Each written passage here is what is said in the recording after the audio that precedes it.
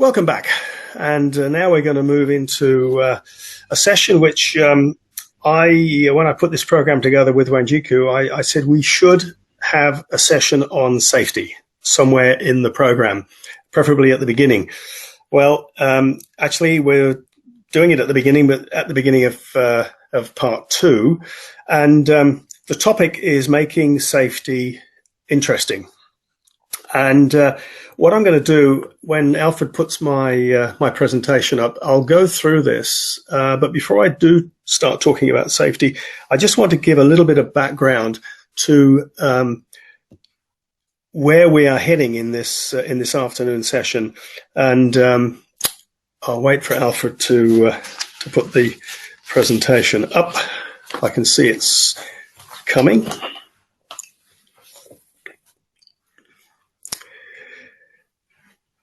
There we go. So making safety interesting for the LPG industry, and safety is such an important topic. And to be fair, the LPG industry has got a very, very good record in this whole question of safety.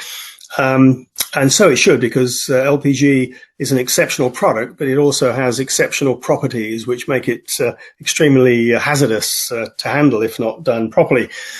So what I'm going to do is, with Alfred's help behind the scenes, if you could turn to the next slide, Alfred, and a couple of slides as background to not just this topic, because it is very relevant, but also for the topics coming up in the panel discussion. So at the moment, the population of the world, I think, is about 8 billion people, but we still have 3 billion people with no access to modern energy. And if you go to the next slide, you'll see one of the challenges we have, and we heard about it this morning with Circle Gas and PayGo Energy and their moves towards purchasing LPG in small amounts. This is why. Because currently, if you're buying a tin of charcoal, you do buy it in small amounts. And in Kenya, you'll buy a small tin of charcoal for about 10 shillings. And the objective behind the PayGo and Circle Gas concept, business model, is that you can pay the same amount of money, about 10 shillings, and buy a small amount of gas, LPG, instead. So as the consumer, you're not being disadvantaged in terms of your purchasing power. The fact is that 3 billion people have limited disposable income, and to buy LPG is only one part of the story. You also have to access the cylinder and the hose and the regulator and the appliance. So the entry barrier is very high. So next slide, Alfred, sorry. LPG is a fossil fuel. It's a derivative. It's a byproduct of natural gas production and crude oil refining. So we are a fossil fuel, but we call ourselves a 5-star fossil fuel. I mean, you've heard the arguments this morning about displacing traditional fuels. LPG is making a very positive contribution towards a net zero future, but it is not zero carbon free. It is portable, powerful, versatile, and clean. It is an exceptional energy. It can reach the most remote parts of the world. So this product we have is certainly in reach of those 3 billion people wherever they live. And we have, in the past, we've positioned LPG as a gap fuel to renewables. However, in the last couple of years, and quite astonishingly so, the speed at which bio-LPG or renewable LPG has emerged on the agenda has been astonishing. You know, 3 or 4 years ago, it wasn't really being discussed, but now it's at the forefront of everybody's mind, particularly in North America and Europe. So the next slide, Alfred. Unfortunately, as this picture shows, LPG still, as a byproduct, still is flared in certain countries of the world. It's often cheaper to flare it off than distribute it to the markets. And at the same time, we have the emergence of this renewable LPG, as I mentioned. Digitalization is transforming the industry. We'll hear a little bit more about that this afternoon from Andre Pimentel of Innova. But when you look at the picture, you'll see that in the background, the flare stack, but in the foreground, you'll see the lady cycling home with her parcel of wood on the back. But in her pocket, she has a smartphone. So this is the dilemma. This is the intriguing puzzle that we have to try and unpick, is how do we get LPG into her domain? Next slide, Alfred.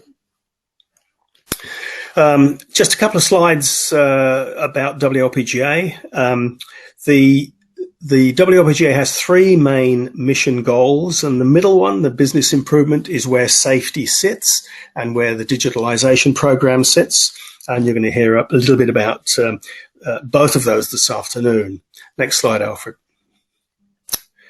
So moving on from James's overall global picture, this is a snapshot of where the product is being used. I'm showing you this for a reason. The domestic sector, which is the yellow pie, the yellow slice in the pie, is about 44% of the total global demand for LPG. So out of 323 million tons consumed in 2019, about 44% of it went into the domestic sector. Now, if you compare that volume demand with 2018, is about a 3% increase, which is about 10 million tons.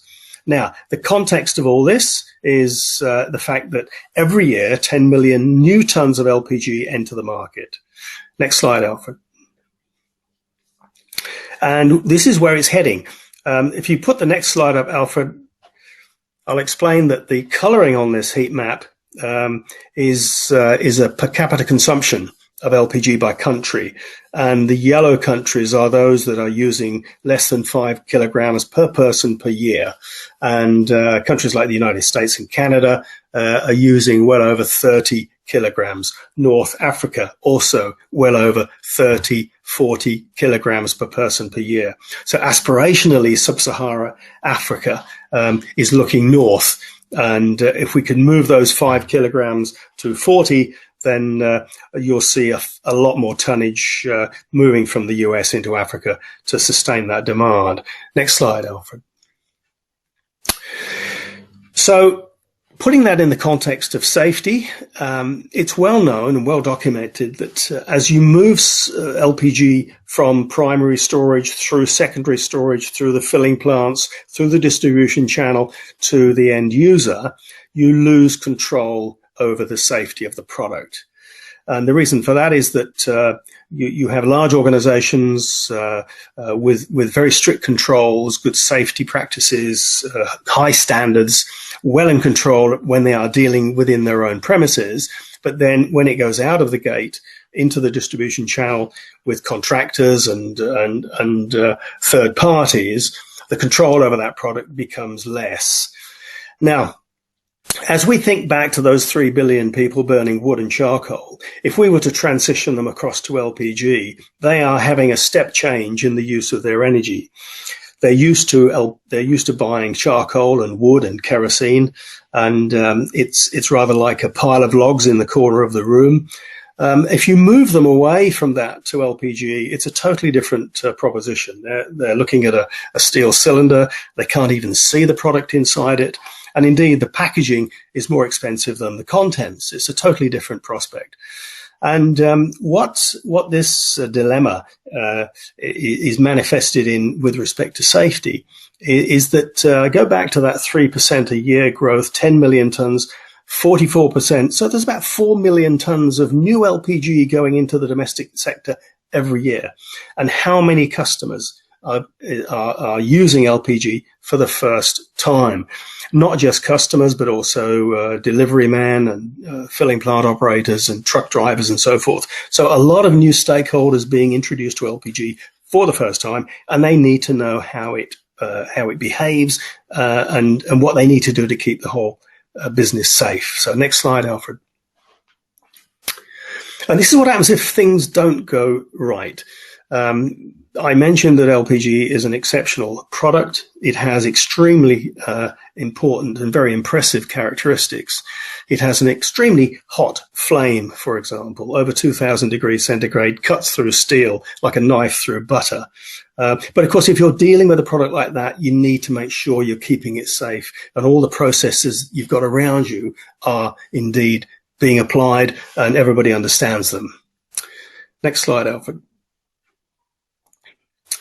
So Earlier this year, the WLPGA decided to look at safety with a new pair of glasses almost, and we reflected back to 2016 when this little guy here, this is Chance the puppet, was introduced to the staff at a New Zealand company called Contact Energy.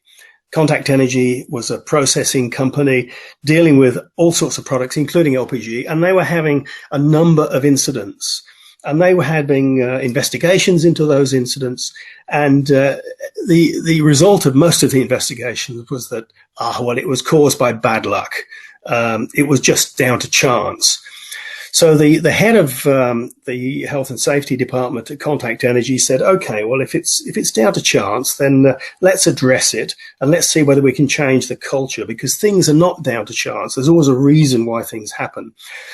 So they introduced a puppet called Chance, and he was introduced into the Contact Energy organization, and he was used as a symbol for the Contact Energy people, the stakeholders within the organization. He was used as a symbol to actually change the culture of safety. Next slide, Alfred. We asked, Andy Sibley was his name, we asked Andy Sibley from Contact Energy to come to Marrakesh in 2017, where we had our World LPG Forum, and he introduced Chance to the WLPGA. Earlier this year, we had a program called LPG Talks Live, Safety Imperatives, and we introduced Chance to that program as well. It was a 1-hour safety seminar on a webinar base, and we had over 300 people register for it. And the panel included Chance. Next slide, Alfred. And what we did, we introduced Chance to the panel, and we said, we gave them the background and to the delegates, and we gave them the background, and we asked the question, do you think that this puppet could actually make a difference and improve the safety culture within the LPG industry? And the feedback was astonishing. We had over 95% positive feedback that we could actually use this puppet within the WLPGA program and launch a refreshed safety campaign with Chance, knowing, of course, that most of our members already had health and safety programs and health and safety campaigns, and they already had an existing culture of safety within their organizations. But we felt maybe Chance could be introduced to give it a bit of a refresh. So that's what we did. We went back to Contact Energy, and we asked Andy Sibley if we could borrow Chance, and we did, and here he is. So this little guy is now going to be part of the WLPGA safety campaign. So next slide, Alfred. So this is the proposed safety roadmap that we have. We have collected a core group of safety champions within the WLPGA membership, and the task for them is to develop a role for this guy to see how we can actually integrate the symbolic puppet into the membership's safety programs to try and make a difference. To give you an idea what he did, what Andy did was in the process at Contact Energy, there were some high risk activities. There was one particular process where you had to open a valve very, very slowly. Otherwise, it would cause some issues downstream. And so what Andy did was he had small puppets made, just little tiny ones, that he used to put behind the valve so that when the operator reached up to open the valve, he would get a little reminder that this was a high-risk activity and he had to be very careful. So little things like that were introduced. And these are sorts of things that this little safety group, the core safety group, will be addressing. Alison Abbott, who you heard just before lunch, Alison's part of this core group, and her communications campaign that we're going to develop is going to be key to how we can actually integrate Chance. We're not going to force him onto people or organizations. We're going to say, here he is. We'll leave it to you as to how you want to integrate. But we just feel that having some sort of symbolic character like this might help. Part of this will be to actually look at some safety success stories in the companies that we are communicating with, and we'll be putting together basically a compilation of success stories and case studies on safety and how that's made a difference. So I think the last slide, Alfred. So question really for everybody is, how safe is your business and where can you improve? We're all looking for growth in volumes, but just remember that growth in volumes mean new people, new consumers coming into the market for the first time, and they need to be educated. They need to understand what this product is we're dealing with, and they need to make sure that we're all kept safe. So if you have any interest in following up this initiative, please contact me and this guy, and then we'll take it further.